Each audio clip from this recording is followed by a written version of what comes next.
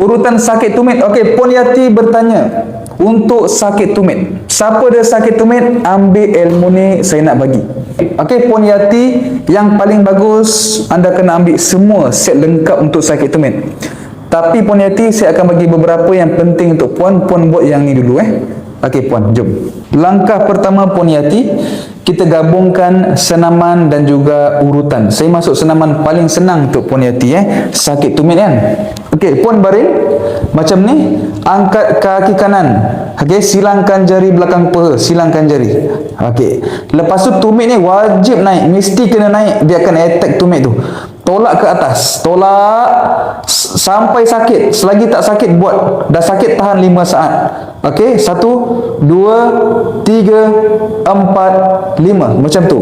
Buat kiri dan kanan. Okey, itu langkah pertama. Kenapa senaman ni untuk banyak masalah? Sebab dia berfungsi melancarkan darah di seluruh bahagian ni. Sebab tu dia berfungsi untuk banyak masalah. Yang kedua, untuk sakit tumit nak buat apa? Kalau mampu buat gerakan ni. Okey.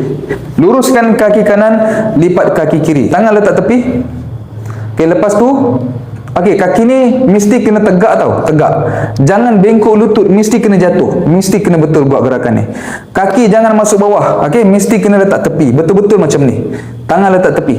Turunkan badan sampai sakit sampai sakit. Dah sakit tahan 5 saat. 1 2 3 4 5.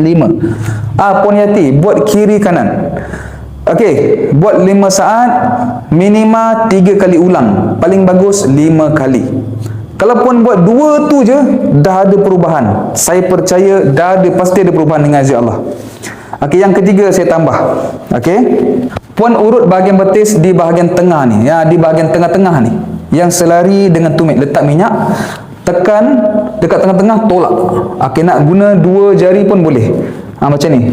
Okey. 2 ibu jari. Tekan mantap, tolak. Puan akan rasa sakit di bahagian ni, terutamanya di bahagian bawah. Puan ulang-ulang urutlah sekitar 3 ke 5 minit. Lepas tu Puan tidur, insya-Allah esok pagi sakit tumit akan kurang. Boleh Puan Tapi kalau Puan nak lagi bagus, jagalah makan, kurangkan makanan berasaskan gandum, kurangkan minuman berkafein, apa saja yang berdatangkan angin dan radang kena kurangkan.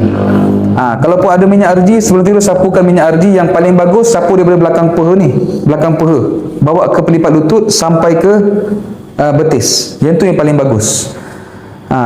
Tapi kalau nak jimat, sapu dekat betis je lah. Sapu minyak arji dekat betis saja, itu paling minima. Siapa yang ada masalah sakit urat saraf dan telah cuba pelbagai jenis minyak urut tapi tak nampak apa-apa perubahan, apa kata anda bagi satu lagi peluang kepada diri anda untuk cuba minyak arji? Dah ramai pesakit yang cuba minyak ni dan bagi tahu minyak ni berbeza daripada minyak lain yang mereka telah cuba. Saya akan bagi sekali percuma pelbagai video untuk rawat urat saraf. Anda boleh baca list yang saya tunjuk. Klik beg kuning sekarang sebelum stok habis.